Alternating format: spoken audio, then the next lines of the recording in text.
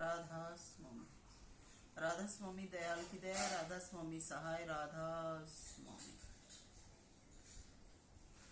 सभी सत्संग प्रेमियों, सत्संगियों और जितने भी भगवत प्रेमी हैं, सत्संग सभी के लिए है। आज के युग में सत्संग पूरा संसार चिल्ला रहा है, मगर सत्संग न कोई जानता है, न कोई सत्संग करता है। रोज सुनते हैं, पढ़ते हैं, लेकिन अमल बिल्कुल नहीं करते। मैं सविता राधा स्वामी कहती हूँ कि इतनी बाणी कबीर साहेब रची जितनी बालू रेत, फिर भी इस पापी जीव के एक न आई हेत। कबीर साहेब से आगे सब सार कथी, सविता राधा स्वामी पाखंडी ऊत भटक रहे मन की खेचतानी। बाहरी सत्संग मीठा लागे, अंतर में धस न जानी, ऐसी रूह गलतान हठीली मुड़ मुड़ धक्के खानी। सत्संग ध्यान भजन बके गावे बहुत ही, सत्संग अंतर ना कर जाने। सतगुरु सत्संग अपनावे सवारथ बस, अपने कारज हेतु परमारथ अहिंसा, परोपकार सबसे दूर। दूजे जीव दया नहीं पाली, अपने नाते अपने कारज पूरा जीवन किया इसी हवाले। अपनी आत्म के खुद दुश्मन दोष और सिर डाले, ऐसे नीच अधम पापी जीव पल पल मुश्किल पाले। सत्संग सतगुरु मझधार में सब ही, पार ना पाया कोई, क्योंकि पापी कपटी अधमी जीव शरण में डाले। कैसे सुख चैन अमन पावे रूह, निखालस धार नहीं मन पाले। तो मैं सविता राधा स्वामी ये कहती हूँ कि जब तक कोई भी रूह अपनी दिल आत्मा में साफ पाक नहीं होगी, तब तक उसका कारज सिद्ध नहीं होगा और न वो जीते जी संसार में अमन चैन पाएगी। अभी गुरु पूर्णिमा का सत्संग था हमारे राधा स्वामी सत्संग दीनोद आश्रम में, तो लाखों की संख्या में तादाद आई थी। सभी तीन दिन तक खड़े तपे, मगर सच्चाई को किसी ने अपने दिल में नहीं अपनाया। 3 दिन तक खड़े तपते हैं, खाते हैं, पीते हैं, मौज मस्ती करते हैं, मगर जो सत्संग है उसको अपनाना इनके बस की बात नहीं है। आश्रम में काफी विस्तार हो गया है, काफी बड़ा आश्रम हो गया है, पेड़ पौधों की भरमार लगा दी है, हरियाली खूब कर दी है, खूब लोहा लगा कर जमीन पर आश्रम का विस्तार दिखा दिया है, मगर सेवा के नाम पर कुछ भी नहीं है। मैं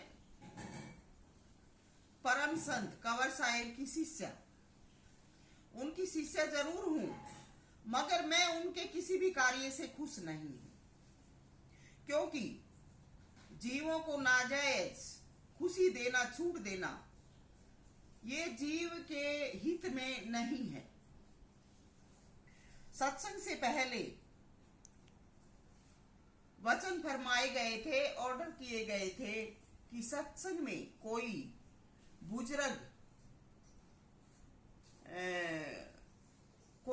बुजुर्ग नहीं आएगा और 15 साल से नीचे के बच्चों के आने पर भी बैन लगाया था। लेकिन आश्रम में रहने वाली ही एक औरत सबसे आगे अपने बच्चे को लिए बैठी थी। क्या ये जब वचन फरमाए उसके कानों में रुई डली हुई थी? तो मैं गुरु से ये सवाल करती हूं कि जब वहां रहने वाले ही आपके साथ ऐसा सलूक कर रहे हैं तो हमारे सिर दोष क्यों लगाते हो? अगर हम ऐसे जीवों को कहते हैं तो फिर ये हमारी रो रो कर शिकायत करते हैं और आप इन्हीं को सिर चढ़ाते हो। तो सेवा के नाम पर कुछ भी नहीं था और आगे रहने वालों ने ही वचन की पालना नहीं की। दूसरे नंबर पर जो अनुभवी सेवक हैं, सेवादार जो बने हैं, जिनका 20, 25, 30, 50 सालों से आना जाना है, वो बैठे रहते हैं, गप्पे हाँकते रहते हैं। जो नए जीव आते हैं जिनको कोई भी ज्ञान नहीं है, उनको कहीं रोडों पर ड्यूटी लगा दी है और कहीं ऐसी जगहों पर ड्यूटी दे देते हैं जिनका बेचारों को कोई ज्ञान ही नहीं है। न तो वो किसी अनुभवी जीव को जानते हैं और न उनको खुद का ही कोई ज्ञान है कि हमें कौन सी ड्यूटी लेनी चाहिए और कौन सा जीव कौन सी सेवा पर ड्यूटी पर सही उतरेगा। तो किसी भी प्रकार का कोई अच्छा प्रबंध नहीं था। एक खाने पीने पर सबका सब आश्रम डूबा हुआ था। दूसरी कोई सेवा नहीं थी, क्योंकि जो बड़े बुजुर्ग हो गए हैं और जिन्होंने पूरी जिंदगी सत्संग आश्रमों में सेवा में बिताई और आज वो बुजुर्ग हो गए तो उनकी सत्संगों की मनाही कर दी। क्या ये सत्संग का अच्छा नियम है? दूसरे नंबर पर जो छोटे बच्चों पर बैन लगाया है, वो बच्चे क्यों नहीं आने चाहिए? सत्संग तो जन्म से ही सीखा जाता है, लेकिन उनके जो माँ बाप हैं उनको गफलत में नहीं होना चाहिए। उनके जो माँ बाप हैं उनको आगे नहीं आने देना चाहिए। वो अपने बच्चों को पीछे ही रखें, अपने बच्चों को चुप कराएं। उनकी जो ड्यूटी है वो उनके माँ बाप पर छोड़नी चाहिए। ये सत्संग का रूल और नियम है। इस प्रकार से सत्संगियों को कैद करना सत्संग का नियम नहीं है। तो ये सब कमियां हमारे सत्संग में है और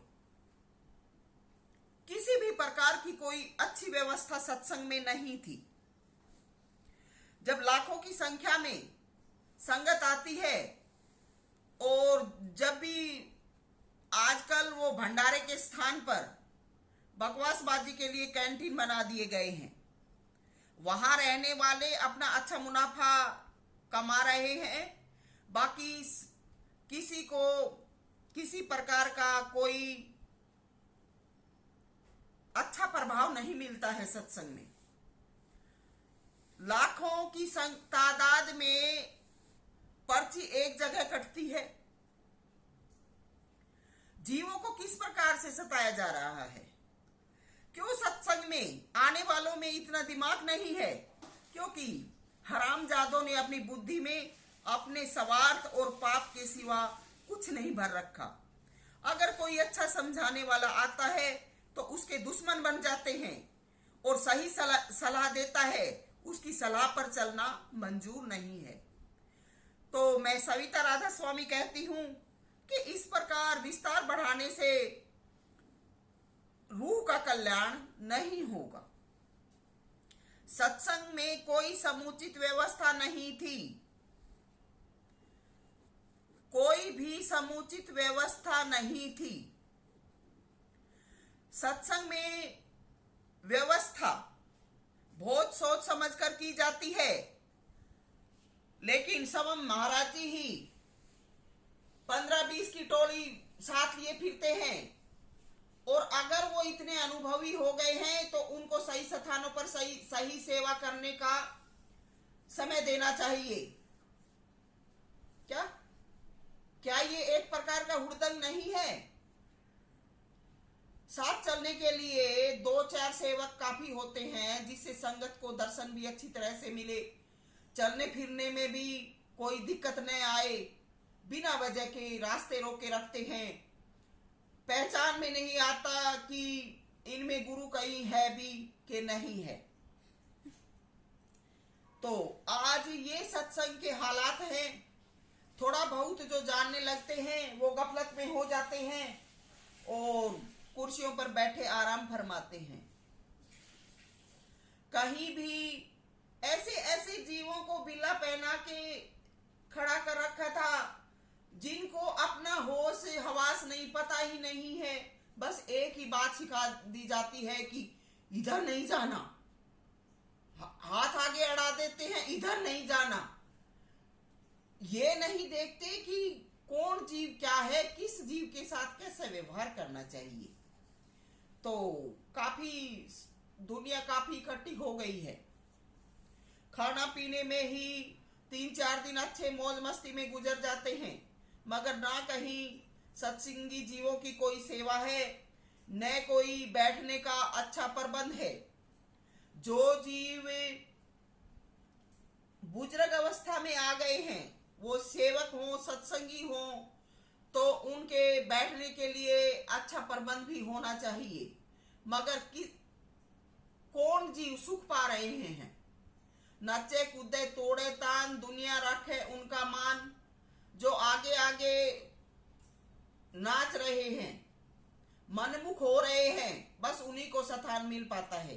बाकी सत्संग में जो संभाव होता है वो कहीं नजर नहीं आ रहा। तो मैं सविता राधा स्वामी, जैसा मुझे इनका चरित्र उभरता है, दिखाई देता है सत्संग में, वैसा बता देती हूँ। मानेंगे तो इनका अच्छा होगा, नहीं मानेंगे तो मुझे तो कहते जाना है। तो बातों को सुनकर कान से न उतारें और जो कुछ बताया जाता है उसकी पालना करें। जल्दी करो। ये सत्संग है। सभी को, मानने वालों को, सत्संग पे अमल करने वालों को प्यार और आशीर्वाद। सविता मोज